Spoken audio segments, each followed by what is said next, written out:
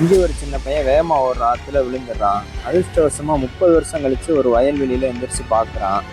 நம்ம எங்கே இருக்கோன்னு தெரியல. கண்ணு முழிச்சு பார்த்தா சுற்றி இருக்கிறவங்கெல்லாம் வேற மாதிரி ட்ரெஸ் பண்ணியிருக்காங்க. அவனுக்கு ஒன்றுமே புரியல.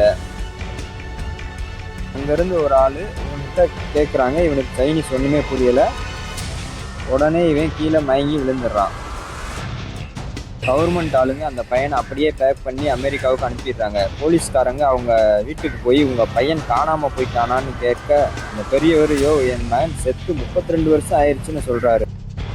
இந்த பையனை பார்த்த உடனே அந்த பெரியவருக்கு ஒரு அதிர்ச்சி. அந்த பையன் வேகமாக ஓடி வந்து அப்பான்னு சொல்லி கட்டி பிடிச்சிக்கிட்டான். அந்த பையன் பார்த்தோன்னே அவருக்கு என்ன புரியல, ஒன்றுமே புரியல. நம்ம பையனா இது அப்படின்னு.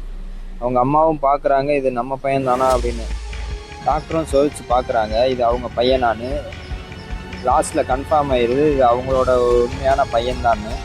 இது என்னடா வம்பா போச்சுன்னு போலீஸ்காரங்க அவன் செத்த இடத்த தோண்டி பார்க்குறாங்க. அங்கே போனால் அவங்களுக்கு பெரிய பெட்டியில் இருந்த அந்த பழைய உடம்பு அப்படியே இருக்குது. அவன் போட்டிருந்த அதே ட்ரெஸ் தான் இப்போ வச்சிருக்க பையனும் போட்டிருக்கான். இது பத்தாதுன்னு அன்னைக்கு நைட்டு அந்த ஊரில் செத்து போன இன்னொரு ஆளும் உயிரோட வந்து நிற்கிறான்.